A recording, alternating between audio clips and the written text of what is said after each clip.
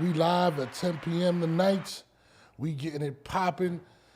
There's a lot going on. Amanda Serrano comes at me on my Instagram because I'm reporting the news. Her and Clarissa Shields seemed like they were going at it, so I addressed it. We're going to speak on that. Teofimo Lopez and Devin Haney back at it online.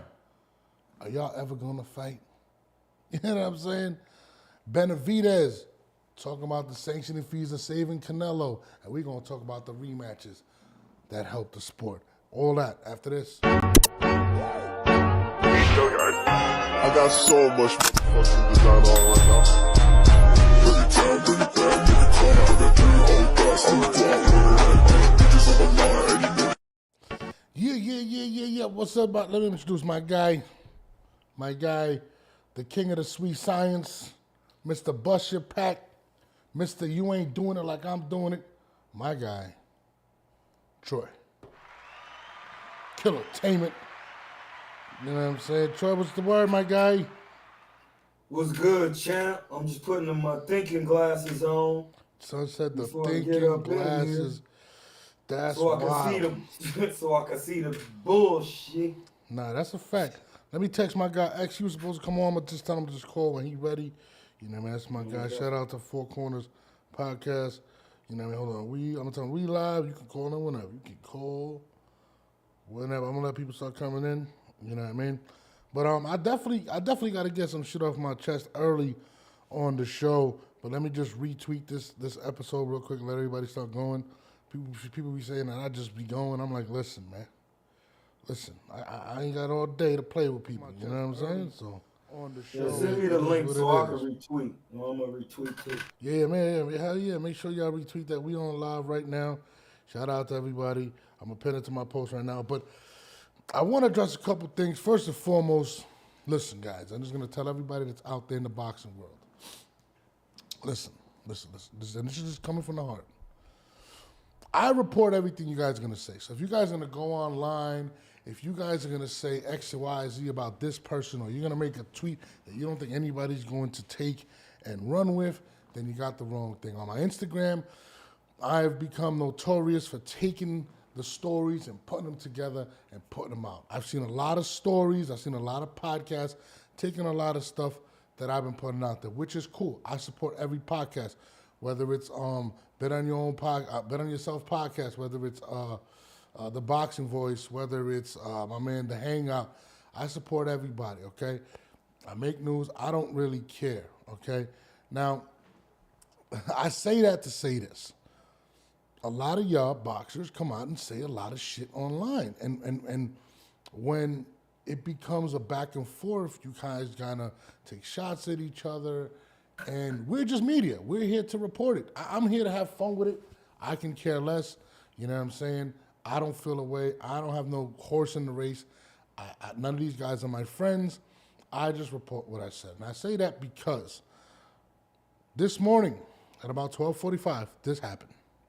So Danielle Perkins goes and drops an interview. She does a podcast where she's speaking about Clarissa Shields. And she says a couple of things and says basically that Amanda Serrano is the female GOAT and expresses her reasons. I post the interview on my Instagram. Clarissa Shields then responds and says, that's why, and he says her name, getting her issue February 2nd. And it's so funny because what accolades are you speaking of? Olympic gold medals. She has more weight classes, but doesn't have more world titles than me. Don't have more undisputed titles and not even undefeated. Y'all gotta stop. I posted this. There was a nice back and forth. I added Amanda Serrano and whatever, right? So I'm thinking whatever. Now, Amanda Serrano goes and tweets this the next day. When you say less, you do more, magical things happen. My merchandise store, thank God, does enough to support my family, buy properties, buy 2 condos in the tourist area of my island. I own my house 15 minutes from without disrespecting anyone. I've made a name and secured my life. A few huge announcements are coming. So I thought that was a response to that. I mean, seemingly. I didn't say it was or whatnot. So Amanda Serrano response says, my posts have nothing to do with your post.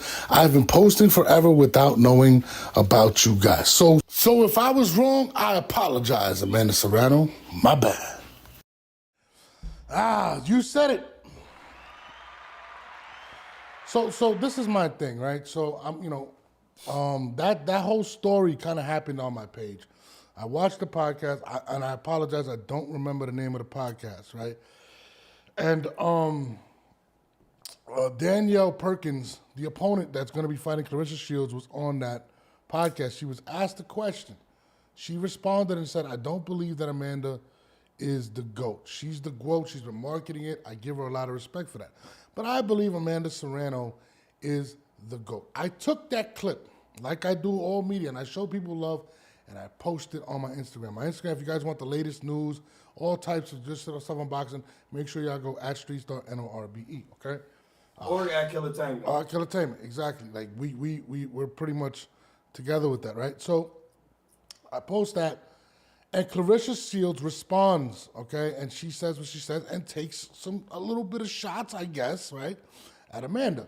The following day, Amanda said that. Okay, now, all I did was just combine it. I said Amanda seems like she responded because she basically, this is how I take it. Whatever she said, she doesn't disrespect nobody, and that's why, and she's gotten there. Now, that's completely the opposite of what Clarissa Shields is. I'm not saying Clarissa Shields is disrespectful, but she's very open when it comes to speaking about her, let's say, accomplishments, and that she's the GOAT. She's very outspoken about it. And I took it as if that was a response from Amanda, basically like, yo, I don't got to talk shit in order to get people to rock with me. So that's kind of where I, was going. And listen, to me, that's what I felt. But that's why I said seemingly, it felt like that was a shot at Clarissa. She came on there. I guess what she said was a shot at me or whatnot, or at us or whatever. But at the end of the day, listen, Amanda, it's okay. It's okay to take a shot back and say you're the GOAT. You've put in so much work. You've done so much. I forgot to update the titles of the show. You've done so much for, for this culture. Women's boxing. Yeah, for women's boxing. Period. Yeah, so to me, I didn't take it no way. You know what I'm saying? So, it is what it is. So I don't know. But Man, shout out to the Puerto Rican pistol packer, Amanda. No, facts. Serrano. No, listen, and my thing is this, like, I guess she, I know she wants to come out humble, she wants to do all that stuff, which is all good and dandy, but just because she came out humble doesn't mean she feels away. She has every right to say what she wants, and again, I get it. She doesn't want to be confrontational. This lady, Clarissa, she has no problem saying how she feels. And sometimes people don't like to go back and forth with people, and I get it. But that was just too random for me not to put two and two together. Now, again, if I was wrong, Amanda Serrano, I completely apologize. What's up, DL87? I don't have no problems apologizing. All I'm doing is speculating and things of that nature. Most of the people that I've spoke to actually agreed with me and said they felt like that was a shot. Again, I'm just trying to put out the best contact, the best what the hell's the word I'm looking for? The best context first. Shout out to my guy Low Nose Boxing. He said my guy Troy, aka Hamza Bars, aka Technical Boxing Blood, aka Broner Beats Boots, aka your favorite fighter is trash. Shout out to my guy Low Nose Boxing. But yeah, listen, I got a lot of love and respect for the women in boxing. Whether it's Amanda Serrano, whether it's Leanna Cruz, whether it's Fundura's sister, Gabby Fundura. I love what the women are doing, Katie Taylor. I just want to shed light on it. And I didn't necessarily think it was I wasn't trying to stir nothing up negative. Listen, if Clarissa Shields and Amanda Serrano to somehow come up with a fight, it's going to be the biggest fight in women's boxing history, okay? I'm just adding fuel to it. And again, there's no knock in defending who you are. We all know Amanda thinks she's the greatest of all time. We definitely all know that Clarissa feels the same way. There's only one way to handle that. And again, I felt like it was Cap. Troy, you tell me, am I bugging? Was it Cap? You tell me what's going on. No, it's not Cap. one thing I have noticed is like a quick segue is that everybody needs to realize in boxing, you're not gonna have the same career because you're not that person. You're your own perspective and divinity of the supreme being. So you do the best that you could do for yourself. Like even though I wasn't a champion, like I took it farther than my dad with boxing. So with Serrano, you take it farther than the next Puerto Rican male or female and do what you do. Yeah, That's what makes you great in your own right. You know, you got your own state, your own tribe. Clarissa got her own tribe in the D in Flint in Michigan. You know what I'm saying? Her being a Michiganian. You know what I mean? Or whatever you want to call it. You know, that's important. So, you know, you just want to make sure that, you know, Serrano gonna keep it clean because she a lady in boxing. And what you gonna call it going, she's a lady in boxing also, but she has more she speaks up for herself. You know, sometimes she feels like she's attacked due to her upbringing. I don't have to see her, Clarissa's movie. It's some of the same likenesses through all African American culture. yeah, So that's all it is, bro. It's just niggas beefing about who the best, and women have a right. Listen, they got rights. Women got rights also, and they have a right to beef on who were the best. yeah. I'm just here as the messenger of consciousness and will and the supreme being. Do not shoot me. Do not shoot me and my man Nord. My sauces, my recipe gonna come a little bit more spicy. You know what I'm saying? I mean, I got a lot of love for Amanda. Period. The fact we're both Boricua, but at the same time, I try not to let a bias because I am Puerto Rican, you know, take away what I'm gonna say. And again, my Instagram, I use it more to get people to pay attention to stuff. I come up with content off of that stuff. I put two and two together. I mean, I've been hit up from everybody from Javante Davis, Leonard Ellerby, Jamel Herring. A lot of people have definitely been seeing the content. And again, guys, it's not disrespectful, man. If you don't want something out there, then don't put it out there. That's just what it is. And you know, again, I respect all, but if somebody felt offended by that, I definitely apologize. But it's not going to stop me from continuing to, you know, go on Twitter and look for news. I mean, it makes for good content. It makes for good conversation. And again, it's not going to stop. The conversation of who's the best female boxer is going to go. And I want to liken it to with Caitlin Clark and what's Shorty's name? I always forget her name. Shorty, the other girl. She's really pretty too. I forgot her name. But it's kind of like, their rivalry is kind of like that. Happy New Year's, Ethan. Mailman, salute. Most salute. You know what I mean? So, Caitlin, what's the girl's name? The pretty light-skinned black girl. What's her name? She's just the lefty. She's nice. Well, anyways, I kind of liken it to that. That actually gave a spark. You talking about from Ohio? I think so. I don't remember. Lisa Baumgartner? No. I'm talking about basketball. Whatever. But, you know, Reese. Basketball. Yes, Reese. I'm sorry. Angela Reese. Angel Reese. Listen, that added a spark to the WNBA. The WNBA was pretty much dead until those two individuals came into the situation. And now these girls are getting paid in the millions just in sponsorships. It's kind of ridiculous. And listen, I was going to take my daughter to go see Angel Reese because I love Angel Reese, right?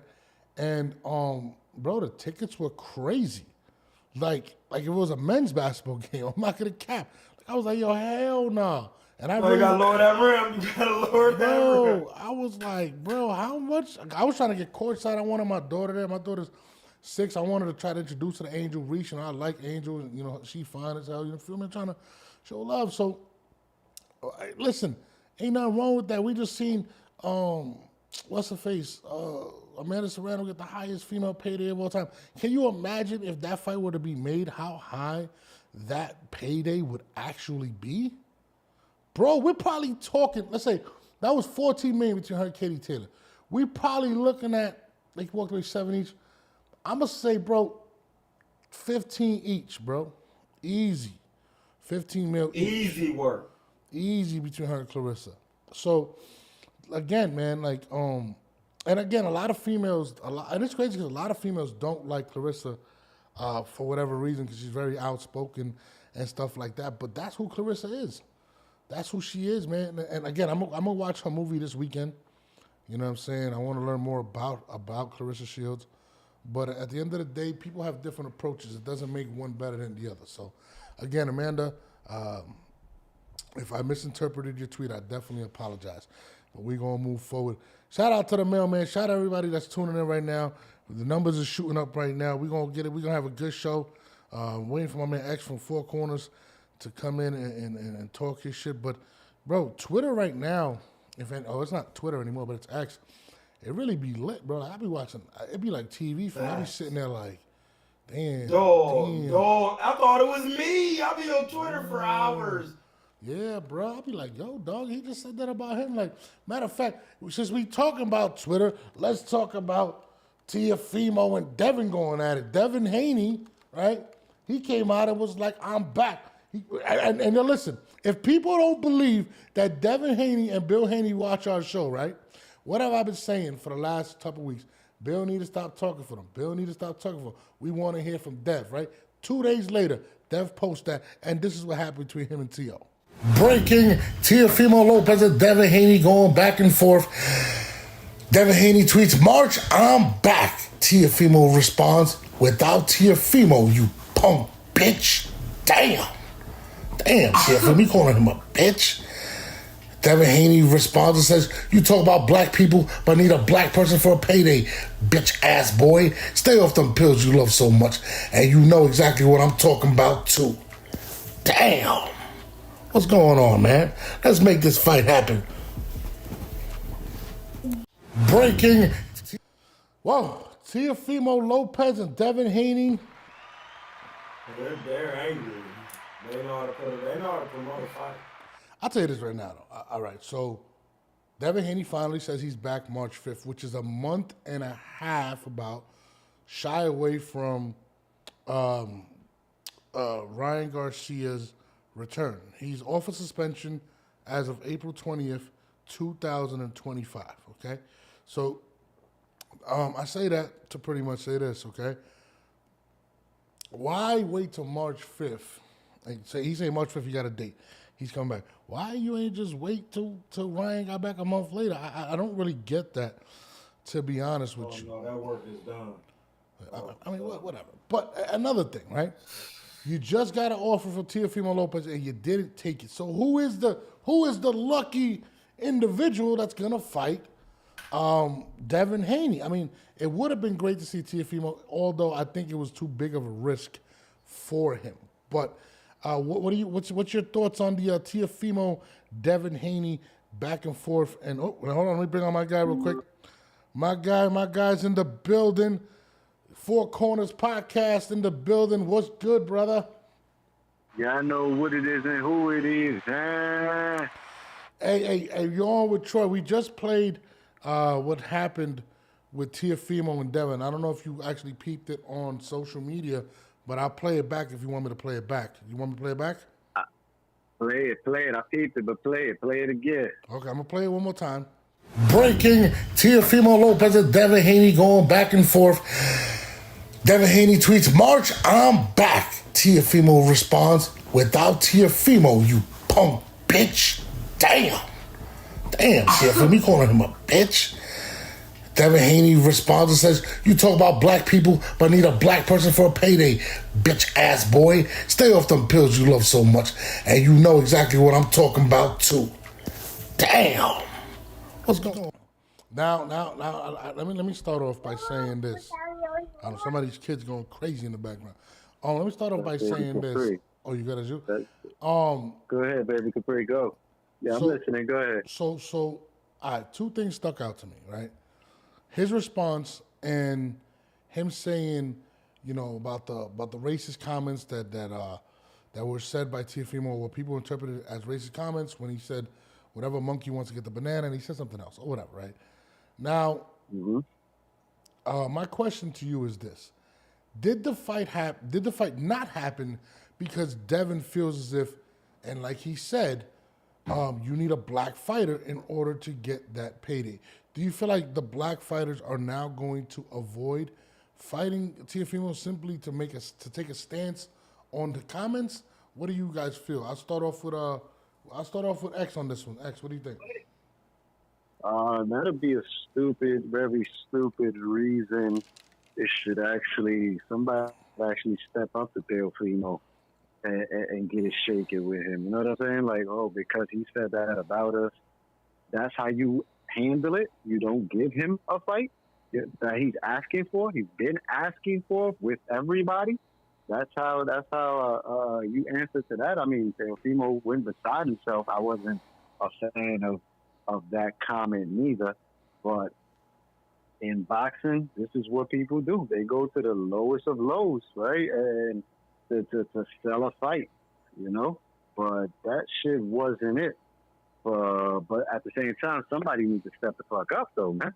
Somebody needs to step the fuck up, because all I hear is Tank talking about, yeah, when I see him, I'm going to slap the shit out of him. And then you got Crawford talking about, yo, I'm outside looking for you. And Teofimo's answer to the both of them is, no problem. Sign a contract and let's get in the ring. That's where we need to fight at, not outside. Right? I mean, and people are like, oh, yeah, you see, now he want to run and hide and all this other shit. Copy, heard you, whatever, man. Get in the ring. They are prize fighters. That's where we need to see this action at, in the ring. If Devin is back in March, oh, man, the boxing world would love for it to be him versus Teofimo. You know what I'm saying? Or him running it back with Ryan. Like, you know what I'm saying? Big fights, man. Big fights, or get yourself in a contenders match. You know what I'm saying? A top contenders match. You know what I'm saying? Like, we don't need to see no tune-ups. I'm not with seeing no tune-ups. This guy's a former undisputed champion. This guy's a 2-division champion. You know what I'm saying? He's saying that the only reason he got his ass whooped is because Ryan tested positive for a banned substance. He's a world-class athlete. Get back in the ring with world-class fighters in world-class championship matchups. You know what I'm saying? Like, that's all I want to see, and I'm actually happy to hear the news. I might not be more happy to hear the news than Troy.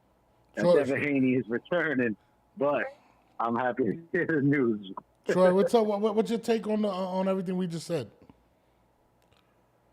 Man, I just want to see somebody get in the ring, get some work. I'm really not in all the talking. Like everybody like to do a lot of talking about boxing instead of just boxing. Yeah. So I know when somebody's confident, when I see a training camp and then they show up in the ring and they fight. That's when I know the confidence is at its highest peak. Now I'm in coaching mode, so all the talking like is fine, but now I want to see how you prepare.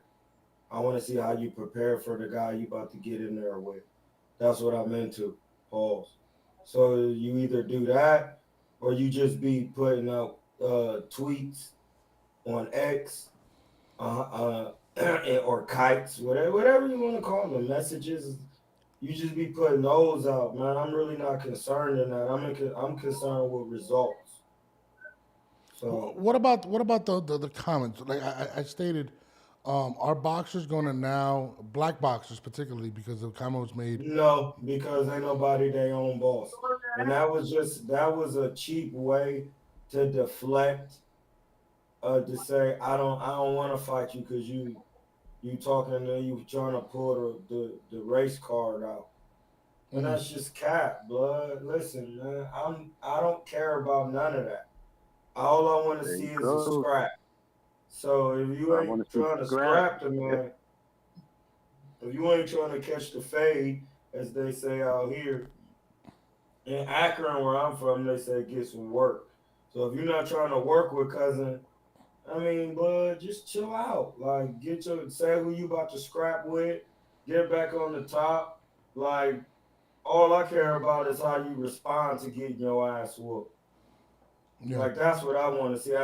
If you don't respond how a fighter responds, meaning, well, a man who's dwelling in the sweet sciences, man, he got me today. I'm going to work on my game and come back and get him again. Then that's when I'm going to know you confident. Other than that, man, you just yapping your gums. And I don't even care nothing about that. And that's why you can never, ain't never nothing personal with me. It's all about your skills. Okay. So either you show that or shut up. Okay, so I mean, again, I feel like that's going to be something that's going to be constantly brought up to Tio. But Tio's coming back already. He got Sabrina Matias. I think that's in. I want to. Is it February? That's in the works. That's in the works. We haven't got Oh, it anything hasn't been official. locked It's in in. the works. Oh, I thought it was locked in. Yeah. Okay, so it's not locked in, but you know, whatever.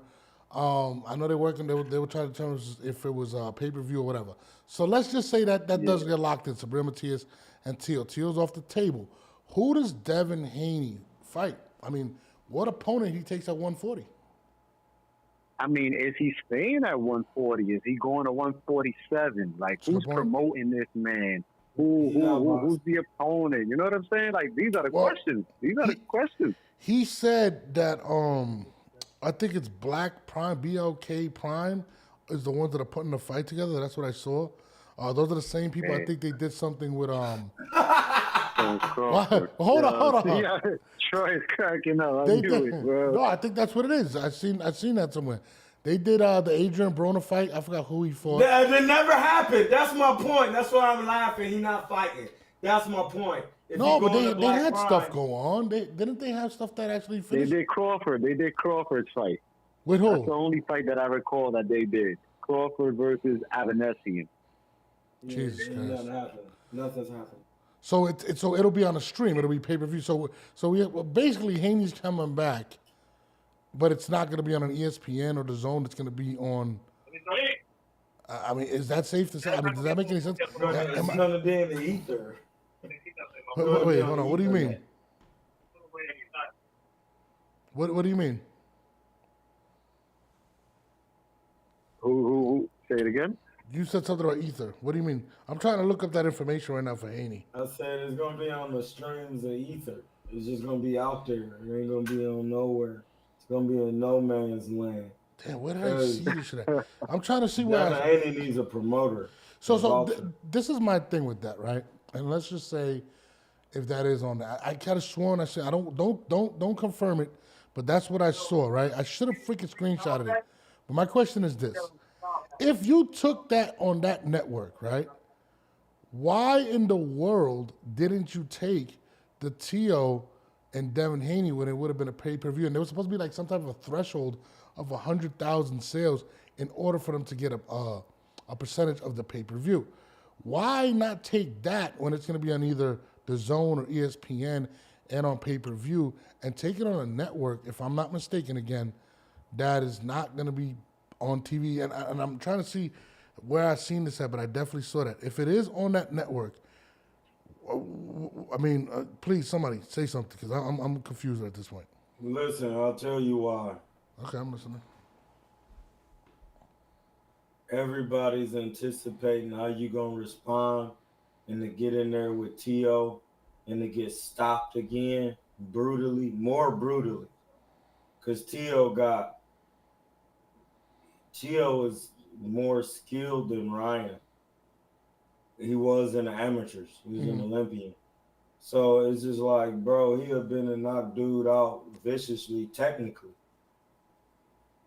Everything that Devin Haney has, he has a good jab, but Teofimo is a lot faster off the jab. There's nothing that Devin Haney has skillfully of his attributes, how he fights, that will offset Teofimo Lopez. It's not a hard fight for Tio at this stage in Devin's career. And why would he want to go on that big stage? To get knocked out again, they're gonna know he damaged goods and it's gonna be over. So he'll just rather see where he at on a smaller platform without wasting everybody's time and efforts and money. I just feel like that platform, when I seen Adrien Broner on it, right, I just thought, all right, it's over for him. Like, that's like a last-ditch effort. I know you said Bud was there, but clearly Bud didn't go back. He wanted more money. I don't know how big this give me a background of this platform, by the way. That's my point. There isn't much about it. Mm-hmm. There isn't much about it that we know. Listen, put it like this. It's someone with an idea to have a channel or a frequency where they can stream things and they try to accrue the revenue through like how Instagram works and then getting people to buy into things before they actually have things. That's why Bud is asking for more money because like if you can't just come out of nowhere like that without a real financial backing, it takes a lot of money to throw on even a local show. You gotta think Mm-hmm. somebody like Bud and all that, man. No, it does not work like that. So once again, if Devin Haney's putting on the show from his promotional standpoint through his business and the money that he's accrued, then without breaking his own bank, why would he pay somebody to bust his pack? He's the promotional guy. He's independent. He's the one signing the checks. So why would he pay somebody to bust his own pack? Pause. So he'll do it on BLK because he's paying. It's his bread. You know, it's Devin Haney Promotions. He works for other promoters. Nobody wants to work with him, as you can see. Now check So this now out. you gotta I think figure it out. Punch Drunk. That's Punch from Twitter, right? Or whatever his name is. Punch Drunk Boxing, that's my guy. So what's his name? I forgot. But so anyways, I'm Punch reading. Drunk. I'm reading Punch Drunk's tweet, and he said this. He said, "So now Top Rank ain't good enough. When it was Top Rank that gave you an opportunity to be undisputed, gave you an opportunity to be a pay-per-view attraction, and after Ryan Garcia whooped Dev, Top Rank was the only one to bid your fight, putting food on your plate, and Top Rank still giving the opportunity to fight Teofimo. Haney are cowards, period, especially when it comes to Teofimo." What do you guys think about Punch's his tweet? And again, it's true. I mean, why didn't you just take the money from Top Rank? It wasn't like 3-4 million. I mean, Because at the end of the day, boxing is about getting punishment. So we could keep going around in the circle, but when everything is signed and squared away and every business is handled, you get in the ring and you trade fists to cuffs. yeah. And when it comes to technical skill, Devin Haney's skills are lacking. He never had a real coach. But you don't just take your fighter to somebody for a couple days and then be blowing bubbles and he be punching the bubbles and then he know how to box. It don't work like that. So that's why he not in there, bro. At the end of the day, you're not in there because you don't want your lips swollen. Yeah, that's all I see. But even on the business side of it, okay, let's just say if you are trying to Because get, this will be your last check. I mean, but if that's the case, why not go with a bigger? I mean, again, I don't know where I've seen this shit. That's pissing me off, man. But I did see that. I mean, I They just deleted the tweet. Black Prime put the tweet out. They put the post out that they will be promoting Devin Haney's next fight in March, and then they took it down. okay. So I'm not That's why you're bugging. not I'm not finding it. bugging then, right? No, you're not bugging. That's why Okay. you're not finding it. They took it down. I guess Devin and them was like they weren't supposed to put that news out yet. You know, just let him say that he's coming back. But they jumped out the window and they put that out. But they also now deleted the tweet. So that's why everybody's knows that it's Black Prime that's saying that they're going to be promoting his next fight. And again, when I see Black Prime, again, I don't want to disrespect this organization. I'm thinking this It's is not your last disrespect, option. Lord. It's just come on, blood. You know, I don't want to knock nobody. People start Not off the in different zone. places. The zone even took time to get in order. The Everybody zone took must some take and- time Yep. to get in order, bro. PBC still trying to get in order. Yeah. But my thing as well is, why not put it on a network that you're actually going to see, even if it's not pay-per-view? What if we did it on the zone where you have a regular subscription and watch it there? But I just don't get the philosophy behind that, and I definitely got to call out Bill Haney on this. If you're a businessman, this is what you do. Why would you not put your son in position to fight in front of a larger audience, even if it's not pay-per-view? I don't understand the move if it is on Black Prime. I do not believe that Devin Haney is big enough to draw a crowd. Rumors have it that they said that he sold 40,000 when he fought Regis Prograis, and I think that was Top Rank. I'm not 100% sure. And no, it was the zone. It was the zone. Oh, match, yeah. All right? But they say the real numbers were like closer to 20. Now, that's on a major network. What do you think the streaming numbers are going to be? We're probably looking at below 10,000. Why would that be something to... Why would that be beneficial to someone like Devin Haney, who's been on the bigger stage? It just doesn't make any sense to me. I don't know, man. I don't know. Because he has a chance of not. He has a chance of not looking good because he's not fully confident with his skill set. So it wouldn't be big broadcaster big enough to see. So, I mean, just give him a washed-up fighter. Give him... Listen, and again, I don't want to... Shout out to Rolly Romero. Put him against Rolly. Yeah, he can't. Rolly is good. Rolly would be the perfect opponent for him right now. No, it wouldn't. No, he wouldn't. No, he wouldn't. Rolly is the perfect. Yeah, he's the perfect opponent for him. Rolly's gonna either put him back on the mat. Rolly been stopped by punchers. Rolly been stopped by people who can punch. If you can't punch, Rolly will run through you. He can punch. No, I get it, but I think Devin can control the fight from a distance, put on a very good performance, and I think he can possibly stop him. I think he can stop him late. No, he can't. That's the thing. Because when you know you can do that to somebody in boxing, you bring their ass here, boy. Bring that ass here, boy. Yeah. And then you spank it. Get on your way. No, but I listen. This is what I'm thinking. He can't do it. He can't do it. Troy, the reason me and X is probably saying, I know this is why I'm saying it. Okay, Rolly's going to be on a major platform. He's going to sell it. Most people believe that Rolly is damaged goods, but the one thing that Rolly that isn't damaged is his mouth. He's able to sell the fight. He's going to show up looking like Craven the Hunter. He's going to make fun of Devin. Rolly's down to fight. Yeah, Rolly's down to fight. You call him up, you give him a contract, Rolly's going to show up to fight. And he's going to be there to punch you hard in your mouth. But I don't think he gets the Dev. I don't think he gets. No, he does. Devin's defense is not that tight. Listen, I'm gonna say this. We got to see Devin back. I don't have to see Devin back. Listen, bro. I don't have to see him. I've been watching him since he was a kid.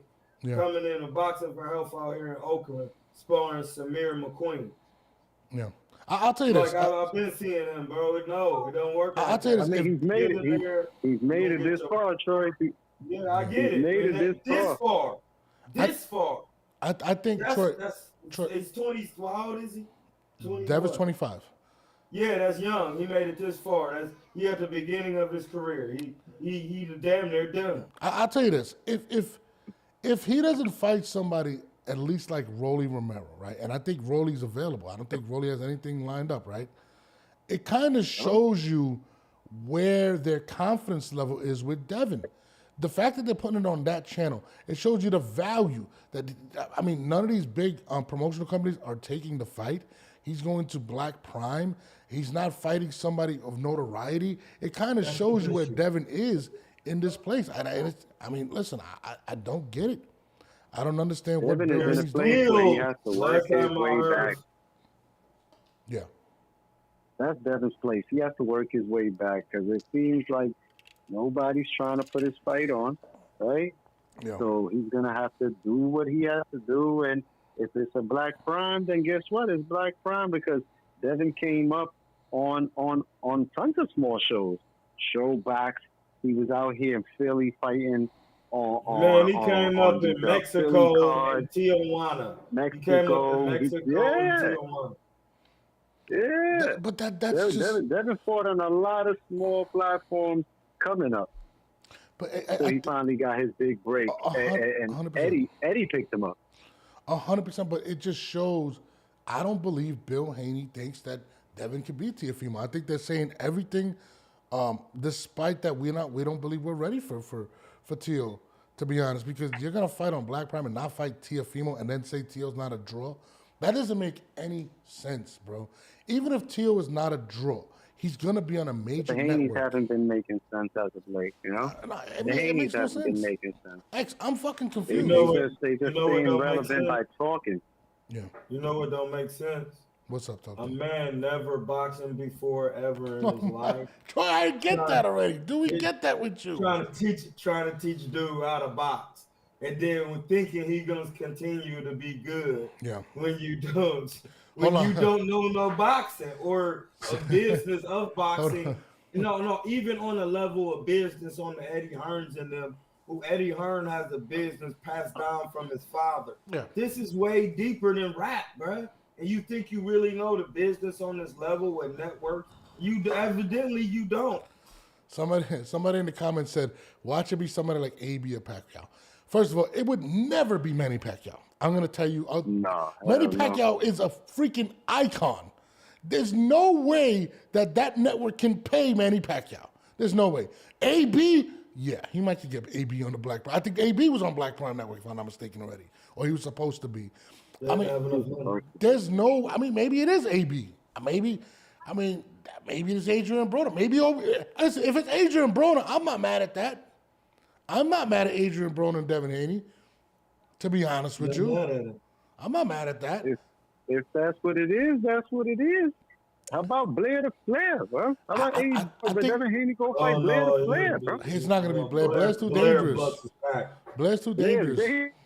Blair's dangerous. And I think Blair signed a deal. I think he signed with I think it was with Eddie. He's with Don King. Oh, he's with Don King. Okay, yeah. I mean, listen, it just kind of shows where they're at with Devin Haney, and I don't think they're very confident, man. And again, are they playing towards the lawsuit? Because remember, their lawsuit is stating that they're not getting the offers from the major networks like they did, and maybe that's why they're taking this Black Prime offer to show. Look where we got to go fight. That's a cap. That's cap. Then that's cap because they got offers from Top Rank. Top Rank's the only one. Punch Drunk just and said Eddie sent them an offer for Liam Paro. Yeah, you're right. You're right. I mean, Eddie sent him an offer to go fight Liam Paro before Paro ended up signing to fight Hitchens. Yeah. It could have been Liam Paro. He was like, right after his loss. Hold on, right after his loss, he was supposed to get work with Sandor Martin, and he turned it down like twice. Listen, somebody said, "Damn, AB's washed." He relinquished the title. Yeah. He relinquished the title. Let alone, you're not getting no offers, Bug. You relinquished your title, bro. Yeah, like, had you held on to your title, had you held on to your title, you would have had some leverage. You're the champ. But no, you gave up your title. Just because you didn't want to fight Sandor Martin on Top Rank. Somebody said, you don't. Somebody said, damn, AB washed so bad. He's being on the spin cycle for a while. Dude is cooked. I mean, AB makes the most sense. I mean, he has the name. If it's going to be on Black Prime, I think AB is I don't think he's signed to anyone. I mean, did you see the video of him boxing in the bowling alley? He looked crazy. People were going nuts. Yeah, he looked crazy. Like he looked like he was 50 years old. I mean, you know what? I'm gonna say it's gonna be AB. I think it's gonna be Adrien Broner. Now, if he does fight Broner, does Broner stand a shot at beating him? I mean, I don't know. I'd pay to see that. I don't know. I'd pay to see that. I mean, I'm gonna watch whoever the hell he fights just because I'm a boxing head like that. But the better the opponent, the better the fight, the better the audience. I don't know where to order a Black Prime fight. You're gonna, bro. This is you don't got a fire stick, bro. You're gonna watch every fight in the world if you was on fire stick and is jailbroken, bro. You don't gotta look for Black Prime. Look for a stream, and you're gonna find it, man. I'll let you know on fight night. This is where you gotta click right here. Somebody said Jake Paul MVP. No way, it was Jake Paul MVP. They got the bag. They got the bag. Let's not. No, there's no way he's turning down Jake Paul MVP. No way, at all. I mean, it's unfortunate. He should go sign with Jake Paul. Shit, they might have get fucking paid if that's all they're looking to get. I mean, his stock is down. I mean, I think this is very telling. I think it's worse than we all led to believe in the beginning. To be honest, I've been said it. Troy, you have. Troy can't stand Bill Haney. He says all the time, I can't stand Bill. It's not it. It's just like I could tell why the maneuver, how people maneuver in boxing, because I was saying these things about like Triple G or like how Earl Spence. There's like they avoid certain fights, and I can see it. and I just call it. And then as soon as they take a certain type of loss, it'd be over. And I'll be like, man, they not really trying to, they be stuck now. Because no matter where they turn, they're gonna have to fight a real fight. And then now they don't want to keep getting their pack busted. Lomachenko too. Like that's why he retiring is like nowhere he could turn. It's always work everywhere. You're not really that nice like that. Whoa. Let's not talk about Loma like that. Let's show some goddamn respect. All right? Don't disrespect my guy Loma. I will put in a call on my uncle Turkey Al-Asik, and we're all banned from everything. Don't disrespect him. I want to see him fight Tank. I want to see the energy now. Listen. I'm not gonna lie, bro. Like, I don't know what Bill Haney needs to come on the goddamn show. Bill, you said you were coming on the show. You tweeted me and you disappeared. All of you guys that keep tweeting me and inboxing me, just come on the goddamn show. I don't understand. I'm not Jesus Christ. I'm not gonna kiss. I'm not gonna kiss nobody's ass. He don't want no smoke with Troy. He don't want no smoke with Troy, man. No, me and Bill ain't got no work. Because when it comes to real boxing, niggas know what it is with me. I don't know, man. I personally like Bill Haney. I love him too. I love my brother Bill. I love him. Yeah. I know. I love him. I love my man Bill, my brother Bill. But when it comes to technical boxing and executing a jab, a hook, a uppercut, man, they know what it is, bro. They seen it. They come on, my G. Let's move forward to other people real quick. Shout out to my guy Jamel Herring, my man Kay Williams, and the Bet on Yourself podcast. So recently they had David Benavidez on. I think they had him on last night. And Benavidez brought up a point that I never even thought about, right? And he said basically speaking on the politics in boxing and how Canelo Alvarez has used the sanctioning fees and the fact that, remember, sanctioning fees are 3%, right? Each belt, right? So I think he has 4 belts. 3% of his purse, regardless of the belt, is more money than anybody to sidestep David Benavidez, that we all know. And I'm a Canelo fan. Canelo, I love you. You know what I'm saying? But, I mean, it makes a lot. This guy's been a number 1 contender for a minute. So I'm going to play what he actually said right here. At the end of the day, you give Canelo his props. He's the cash cow, just like on Mayweather's. Sometimes these organizations play favorite because they get their percentage as well. True. Right. So they don't want to fuck up their bag either. You know what I mean? It's kind of probably might get in trouble for saying this shit. Business. That's what it is. We understand. It's business, brother. Yeah. Hey, that 3%, depending on who's carrying the belt, goes a long way. Yeah. Yeah, we know how that go, bro. We know how it goes, bro. Yeah. So I always try to come over from. I'm for the fighter. Without y'all, we don't have a sport. So if we don't take care of the fighters, if we don't make sure that the fighters' minds, bodies, spirits, families are taken care of, we don't have a sport, or we don't have a long-lasting one. Especially if you want your greats to really be involved and love it, you got to take care of them, bro. Shout out to Bet on Yourself podcast. That's what was said. I love that podcast, by the way. You guys should tune in. I don't know if they have like set times, but they're doing a hell of a job. But I thought it was interesting what he said. And again, I've been a Canelo apologist. I've been protecting, defending him. But at the end of the day, there is no way you can tell me that Canelo can't get to that bag. And again, the fact that boxing is allowing him to sidestep Benavidez for so long, I mean, Benavidez got a point. He said, I don't want to get in trouble. I don't want the sanctioning fees to get upset at me. I mean, the sanctioning bodies. It's true. Listen, and he said, the key word, what he said was this, right? He said, and I quote, what he said? He said, depending on who has the belts, those sanctioning fees go a long way. If you're Gervonta Davis, Gervonta says, screw the belt. I'm not giving you 3%. I'd rather fight with no belts and make that, and I don't lose that 3%. Keep my money. Exactly. Money. Yeah, exactly. And then Canelo, on the other hand, I get the belts. I can do whatever the hell I want. Canelo cares about the belts, but he also knows that them sanctioning fees or them sanctioning bodies know that 3% of $40 million, it's a lot of money. 3% of $50 million, it's a lot of money. I don't know if y'all remember. Yeah. Lloyd one time, when he fought Mike Donald the second time, Leonard Ellaby behind his back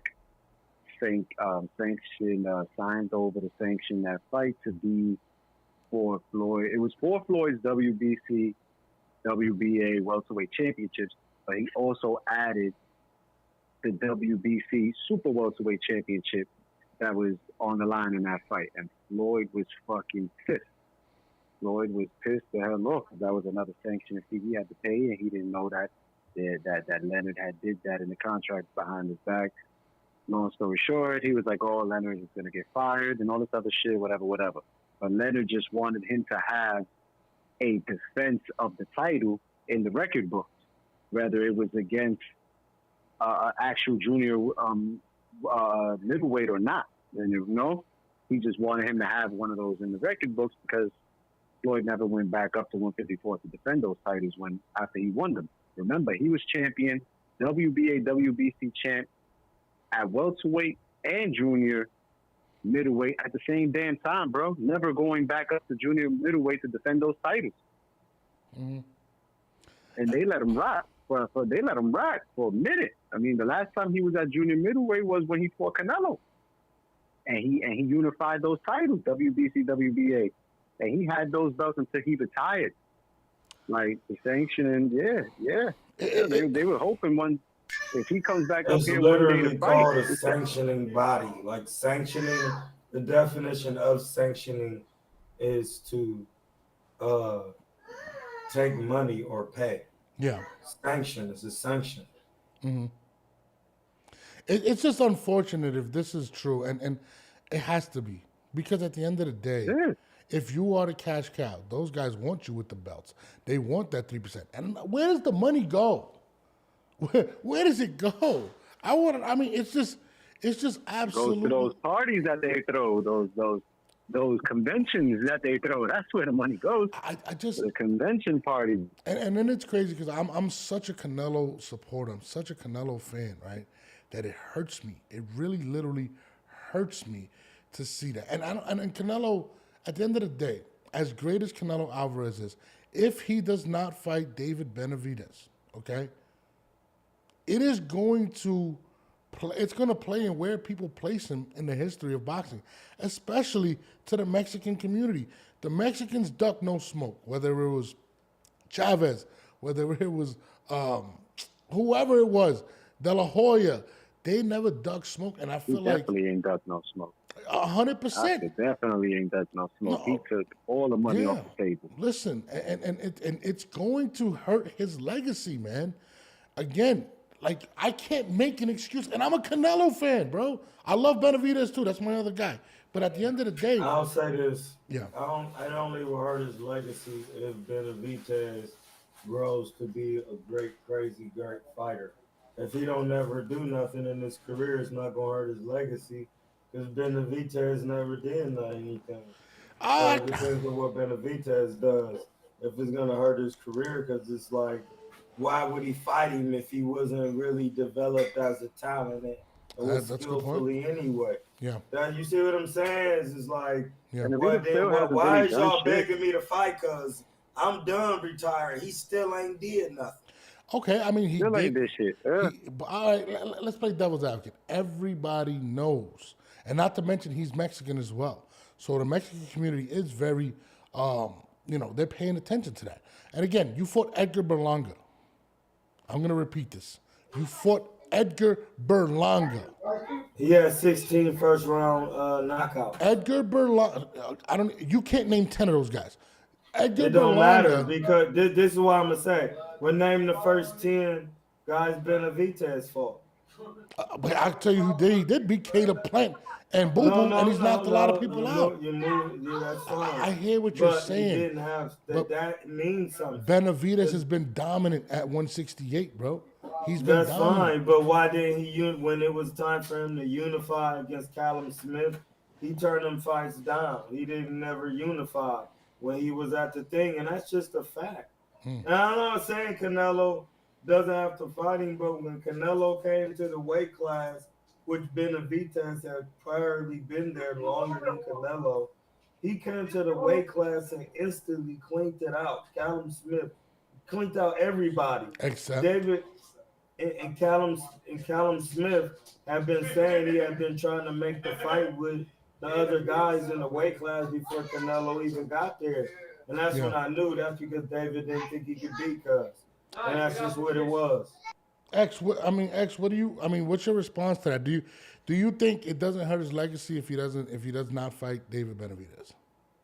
No, it doesn't, man. People are always going to say, people are always going to say what they want to say about this fight, but it really doesn't do anything. Like, his legacy is cemented already, man.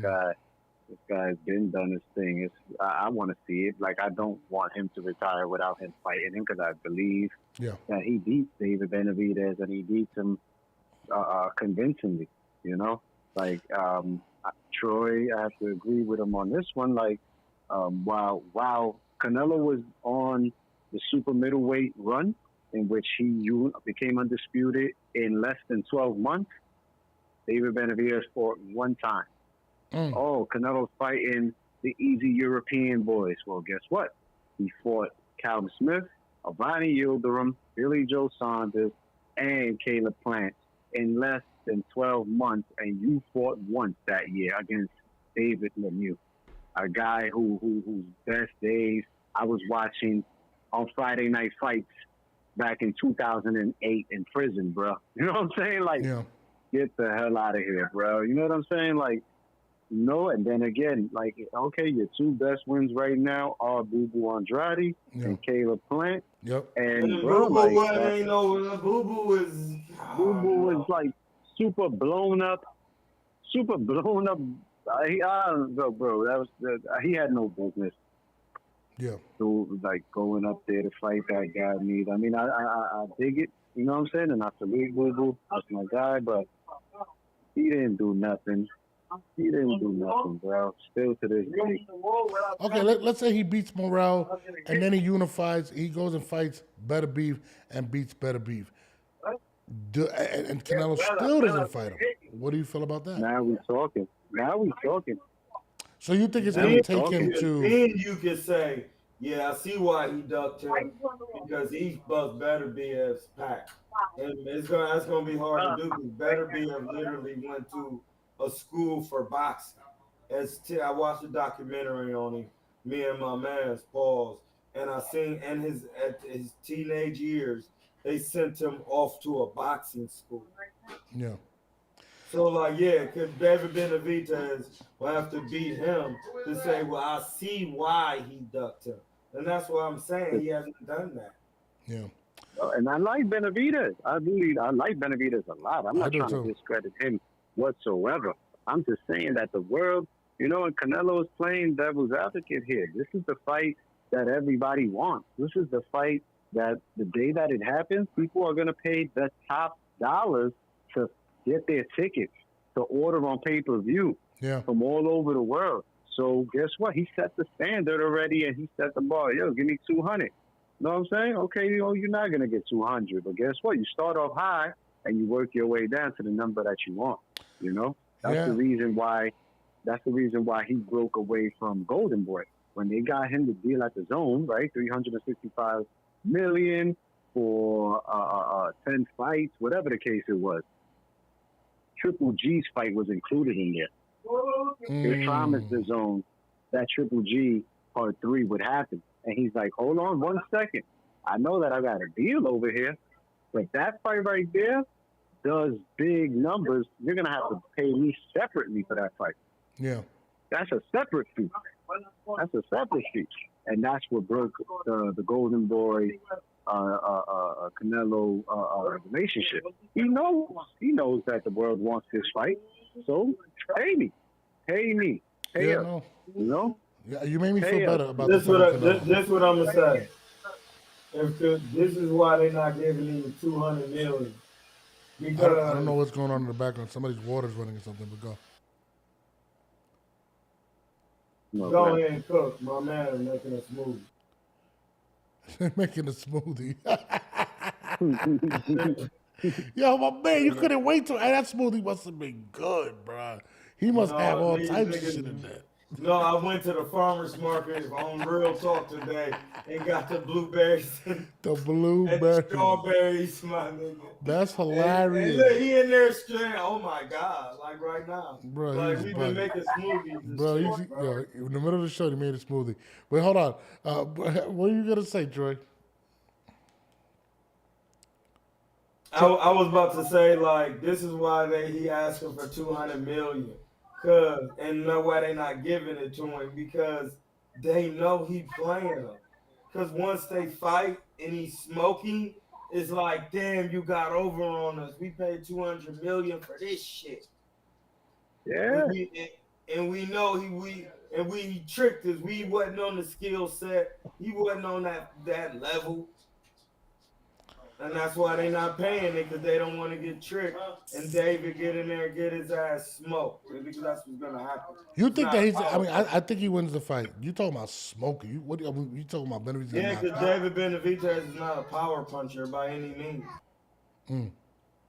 Yeah, he's a guy that wears you down, breaks you down.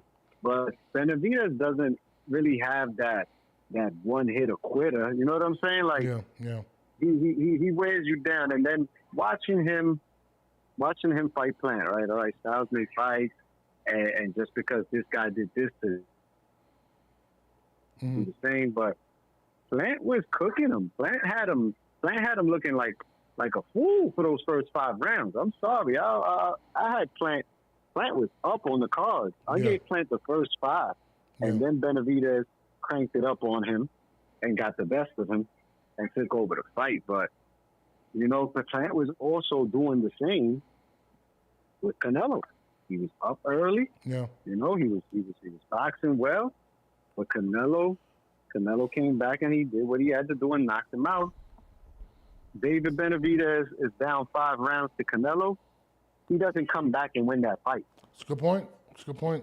David Benavidez loses the first 4 to 5 rounds against Canelo. And Canelo's defense is legit. And his boxing IQ is legit. Yeah. He and his chin is granted. You know what I'm saying? Like, that shit is solid. Yeah. I don't see David Benavidez coming back to win that fight. And, you know, I'll be just saying what I say. I told you so. My man Dill87 says David isn't a great puncher, but he is a good puncher that has a great engine. He does have a great engine, but sometimes when that engine takes a full impact to the jaw, it's not as aggressive. I don't think he's At been. that level, it's not even about who punching hard. At that level, it's about defense because at the elite level, everybody has some type of power, some type of speed. That's how you got there. Yeah. It's IQ and defense. And defense is the name of the game. And David Benavidez and a high guard. And another thing, his dad is not really confident in his boxing teachings. You know what I mean? So another thing, and I think people don't talk about is his body's really soft. I mean, does that play a part in it? I mean, Troy. What? I mean, please. Absolutely. Canelo, listen, one thing we know about Canelo, his power carries at 75. David Benavidez doesn't. So it's just like, and listen, you know how I know, now that I know that Vosdick, I'm sorry. Was the sparring partner of Vosdick, Canelo, yeah. Yes, that's why I know he was able to fight Kovalev because he was sparring Vosdick. So then that let me know that's why he wanted to see him with Bosdick and he didn't do good. And it's just like, well, no, he's not gonna be able to deal with Canelo. He'll break him down. And then just physically how boxing works. How is David Benavidez gonna beat Canelo on the inside with longer arms, taller? He'll have to get down and get low. If he can't do that, that's the reason he'll get stopped. That's a good point. My man Grant says Canelo would beat his shoulders and arms up. That would to me be a big reason for he loses. He also said people sleep on them arm shoulder punches, bro. No, it's true. Guys, if anybody wants to call up, I'm gonna leave the lines open right now. I don't know if the number's coming across. Troy, is the number coming across the screen? Let me know on there. I do not see it. Yeah, I don't know. Somebody said their stuff is buffering. I don't know why yours is buffering. Let me just double check. I don't. On my end is straight. Canelo was sparring with what's this guy, the heavyweight that they had over there, Frank Sanchez. Is it Frank Sanchez, the heavyweight that they had over there? All right. He trained by Team Canelo. Yeah, he was come over on, there. bro. He was getting some light work. Somebody said Canelo doesn't have the best gas tank. He can't throw single shots against the guy throwing 4, 5, 6 combos. Hey, that I just said he'll make can, him miss a lot of those punches. Hold on, yeah, and that's the point. Because if that's the case, then why was Caleb sweet hands able to show his sweet hands with combinations? He tried that. I did a film study on this. Yeah. Caleb tried to throw a combination with Canelo, and he just took a James Toney old school walk on his ass and left his ass to dry. And that's the different IQ and skill set. You gotta have that skill set. Yeah, listen, I'm a Canelo guy, man, but I do love David Benavidez. I think what David does within this year is going to set up whether he gets Canelo Cinco de Mayo of 2026 or doesn't. And I think that's going to be the date. But again, that sanctioning body shit is wild whack. But we're going to see. He's not going to look good with Morell. I mean, listen, X got Morell winning. Listen, I like Morell. I like Morell a lot. I mean, this is a close fight. Well, at 68, I was favoring Morell. At 75, I don't know because they both didn't look so good in their 75 debut. But again, we're gonna see styles make fights, man. We're gonna have to see who's gonna adjust well because again, Benavidez is not fighting. No, this is not David Lemieux. This is not Kyron Davis.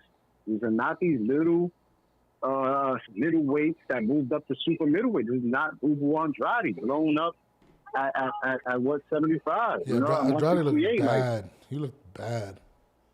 You know, and I like Andrade a lot. I was like, oh wow, yeah, this is a good fight. You know what I'm saying? Like another fight that I would have liked to see at a well, David was never a middleweight, but yeah, man, like.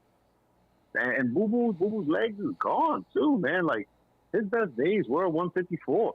He did good at 160. Yeah. You know, he did good at 160. Should have stood right there and just waited out to one day get the Charlo fight. But he winner. He got the Benavidez fight. He had to do what he had to do for his career, for his money, his family. Copy heard you, but these are not these guys, bro. David Morell is not those guys. Canelo was not those guys.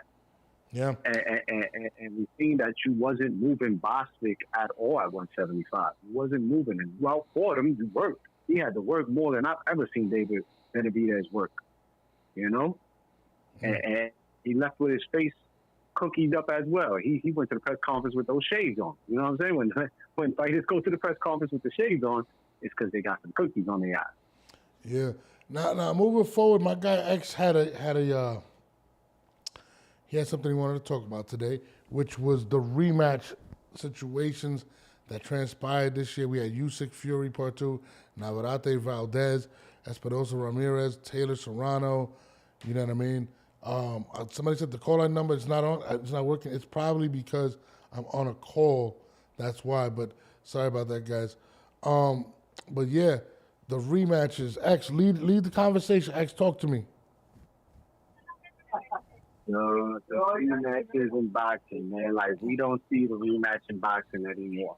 And the rematch in boxing is always, it should be out there a lot more nowadays, like it was back in the day, because it's always a controversy. It's always a robbery. He didn't win that fight, so run it back. You know what I'm saying? Look at Devin Haney with this bullshit that's going on with Ryan. Yeah. Run it back. No, I mean, listen, you got the Ryan Garcia rematch we all want to see, right? Now you have the rematch with Bivol, which I'm happy to see. What other rematches do you want to see? X, you there? I don't know if X fell off the line. Hold on a second, guys. I'm sorry. We had a little birthday, singing happy birthday here at the house. Oh, happy birthday. Happy birthday. Well, yeah, they're like the back in the day when Bernard Hopkins was the reigning middleweight champion of the world and he lost to Jermaine Taylor. They ran it back.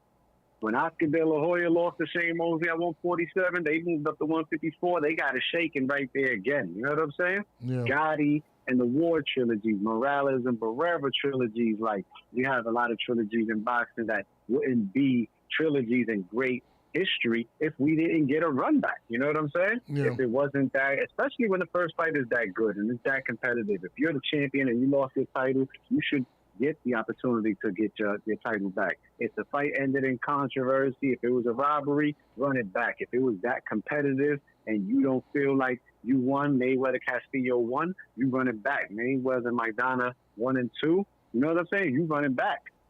But we don't see that nowadays. Guys win a title, jump up a new weight class immediately, or they win a title and then they go on a vacation.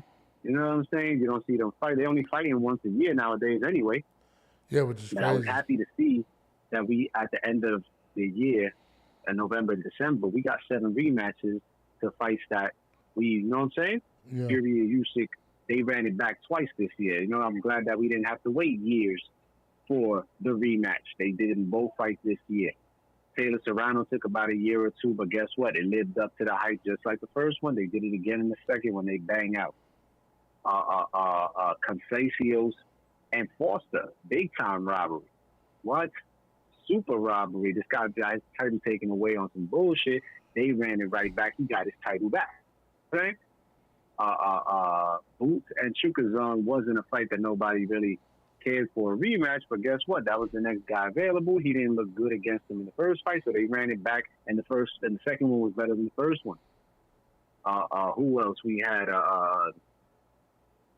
Valdez and Navarrete too. You know, great Mexican War in the first fight. They said, let's see it again. Valdez, Navarrete put an end to that. No, we're not getting no trilogy out of this. That one wasn't that necessary, but he actually said, this is why it ain't that necessary. Boom. You know what I'm saying? I'm packing them up. Yeah. Troy. You know, like I miss the rematch in boxing, and I feel like that's something that's missing in boxing. Troy, how do you feel about it?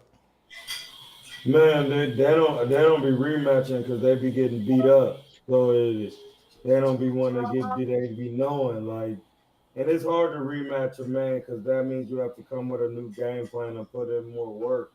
And a lot of these guys who boxing nowadays is not about putting in the work. It's just not. It's very simple.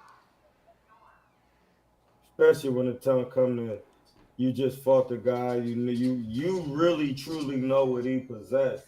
Whether he punching you hard in your mouth, whatever the case is, you don't, and it's all about skill set. So once he beat you up, you feel like, well, no, I'm gonna just leave him alone.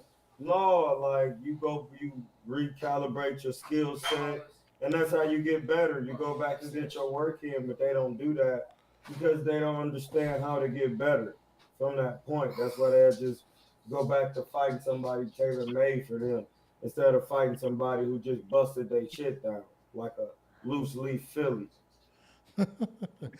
I mean, it's got to be difficult to get in a rematch, especially when you know how hard that person hits or what he brings to the table.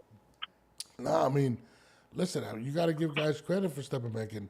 Floyd went right back at it with Castillo when everybody said he lost that fight. Same thing with Maidana. He went right back to the next one. So, I mean, look, this is the part where I realized Canelo was really him. Because I know Golovkin is a heavy puncher. Yeah. Even though he's not crazy skilled on D, I know he got good, heavy, solid shots. Yeah. When I seen Canelo walk him down that second time, Yep. I said his confidence is through the roof after he beat the brakes off of Golovkin. Mm-hmm. I said he feel like he could beat anybody now. Like, because he walked that man down and he was taking his best shots. I was like, that showed me about Canelo. Like, that showed me because, like, dude be really in the pocket, like, for real. And people was not, and you got to be hitting some type of hard a little bit. And I know he do. So when I seen that, I'm like, dang, that really showed me because he was kind of coming to him, not backing out, none.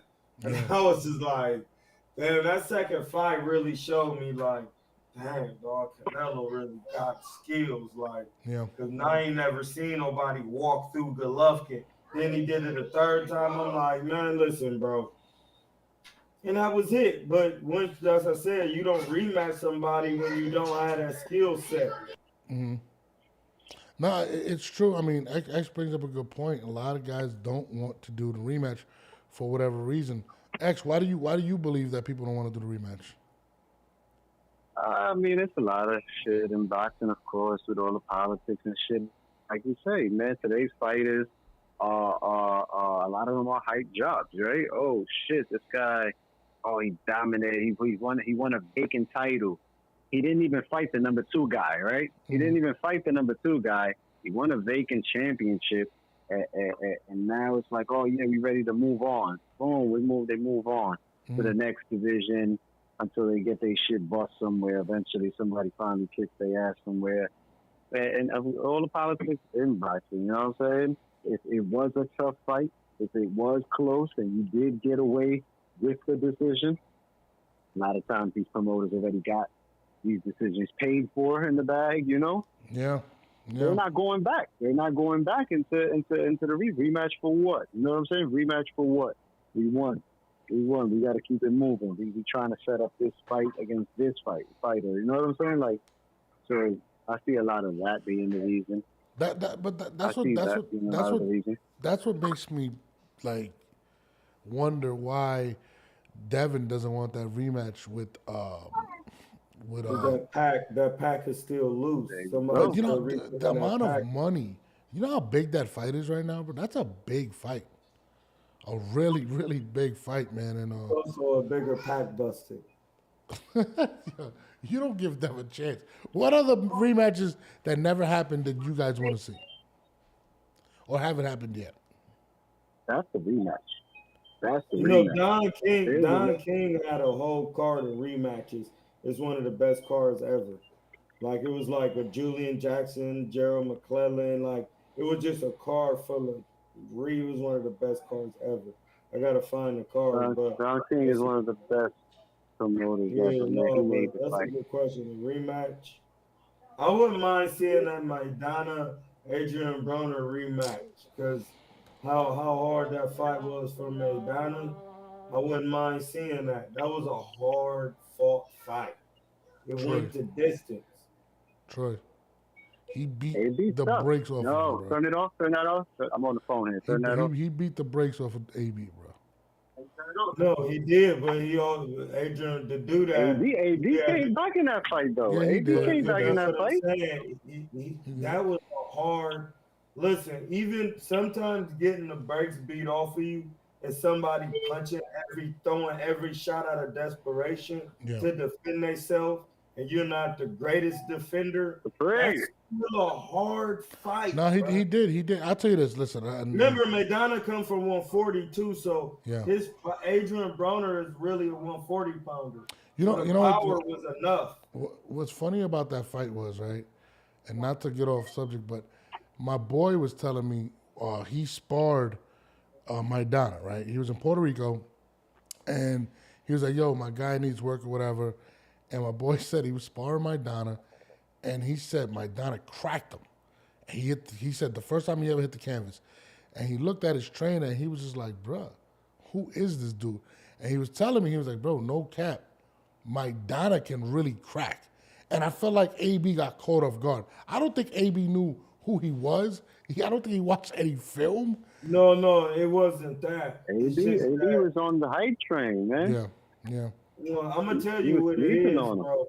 Because I'm from Ohio. Yeah. Like Ohio think they know boxing, so they looking at talent, not skill.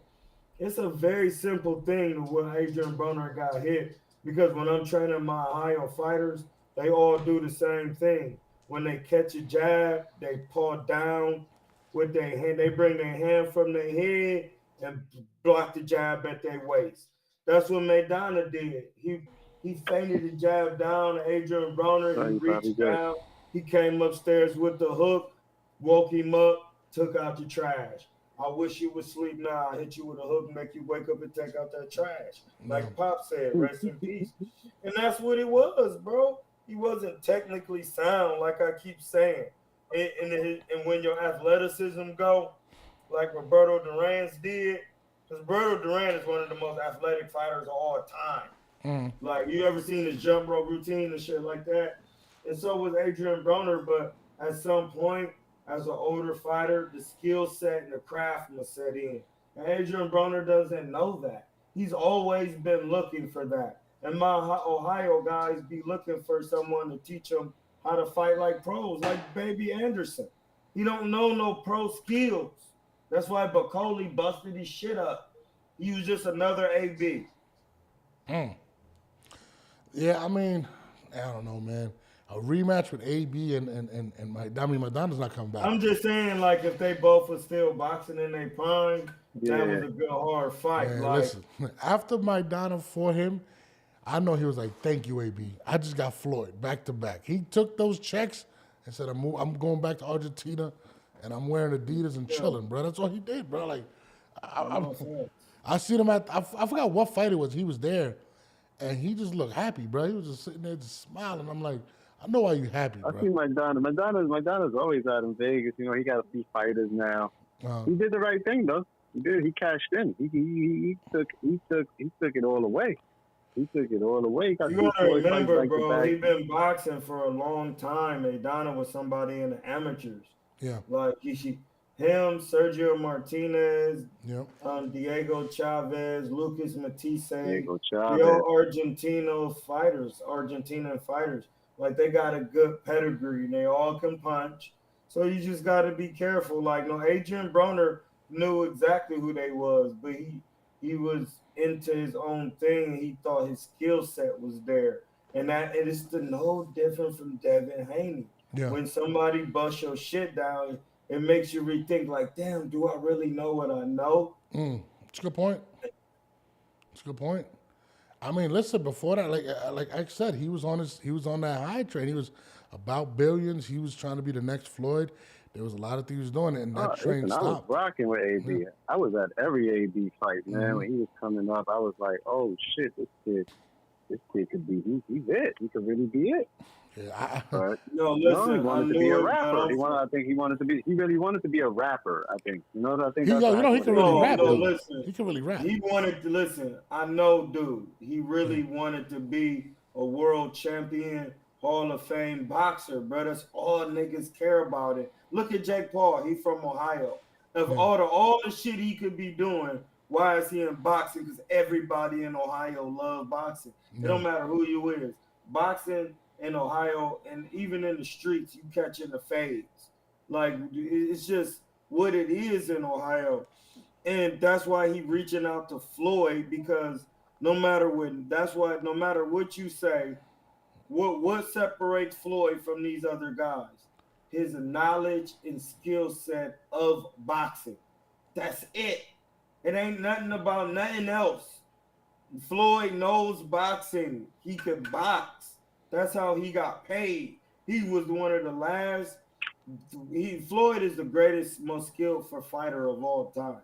Like, you really got to watch all his fights to really see his artwork, because you really not seeing it how you think you see it. You really got to go back and watch Cuz is crazy, bro. And to get somebody to teach you how he was doing that, you got to go to him. You only learn that. Listen, Mickey Bay said it. Floyd Sr. is the mastermind. And then Floyd Sr. was the knucklehead. He was the oldest. But so who going to be the next best one? Roger. Roger made a lot of money.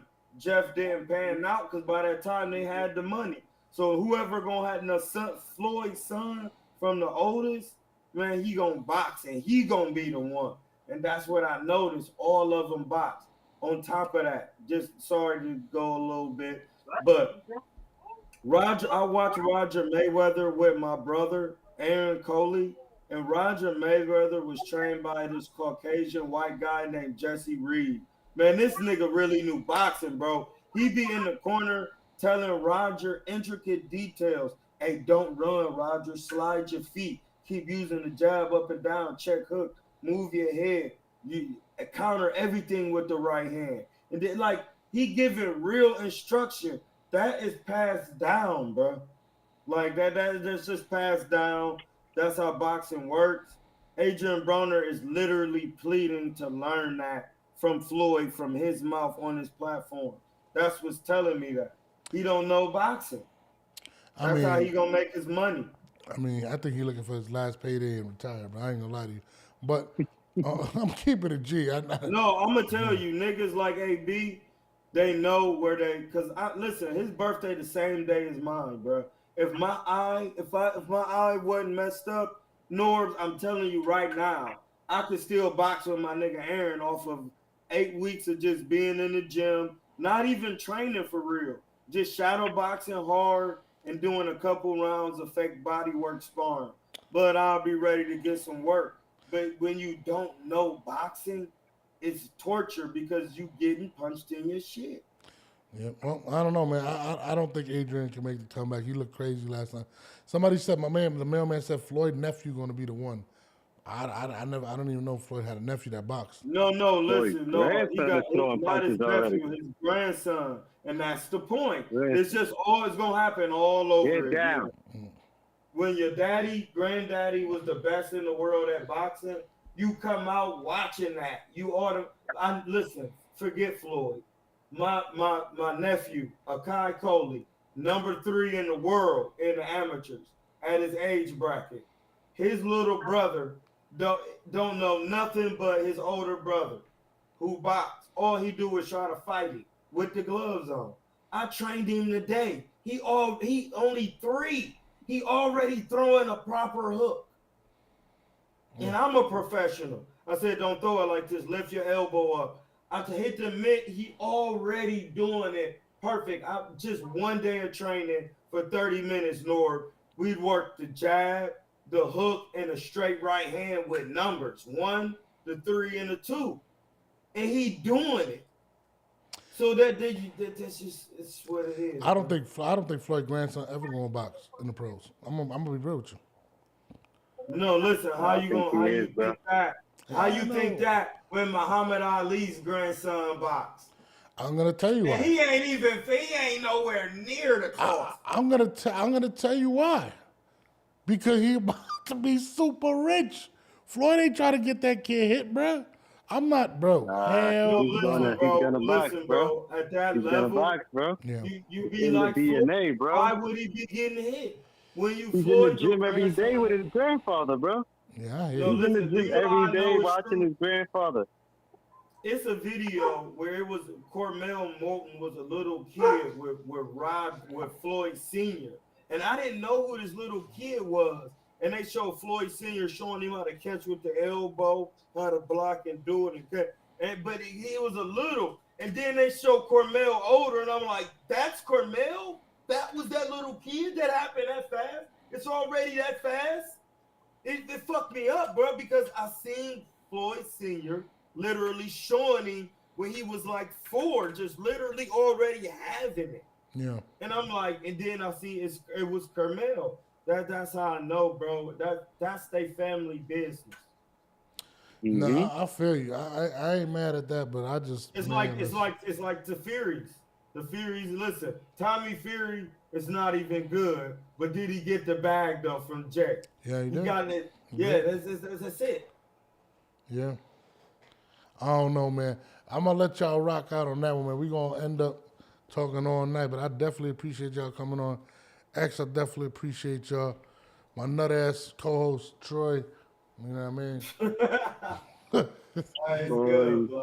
Oh, it's good. No, that's all good. But we gotta get Bill on the show, man. I want to hear Bill and Troy do the damn thing, bro, man. Bill said he was coming on. Listen, bud, it's not what y'all think. We've been on the shows before. Like, it's really about boxing. So, like, when he get on the show, it's just gonna be like, oh, well, I thought because he came on the boxing. Ness tried to pull that on the boxing voice, and it was just like, no, he went at it with two-tone because, listen, bro, in the Bay Area with boxing, they know what I do. I wasn't a joke with boxing in the Bay. Two-tone funny. I'm in the Oakland right now, in the heart of it, in the East.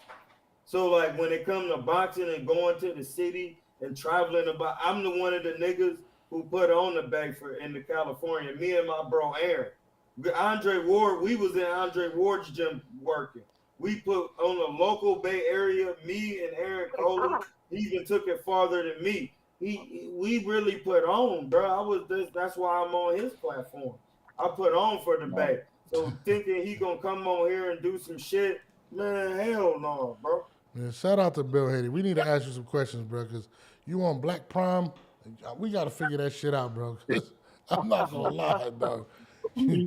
You might as well be on tape recorder or something like that at this point, bro. Like, that shit don't make no sense. But his fights need to be old school televised on the radio broadcast. Bro, and I'm not trying to shit on him, but that shit just don't make no sense to me, bro. I'm telling you, bro, it's all about taking punishment. Devin needs to come back on. Listen, this is how hard it is in boxing. If you're not prepared, even getting on Pro Box platform could be hard for you because it's hard fights, bro. There's nowhere you can turn. At the end of the day, it's about your skill set. So I really appreciate you guys, but Nah, I feel you, G. But yeah, I'm gonna let you rock out, my man.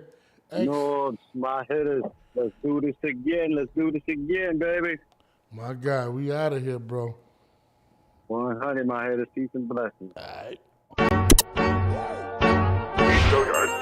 I got so much fucking design on right now.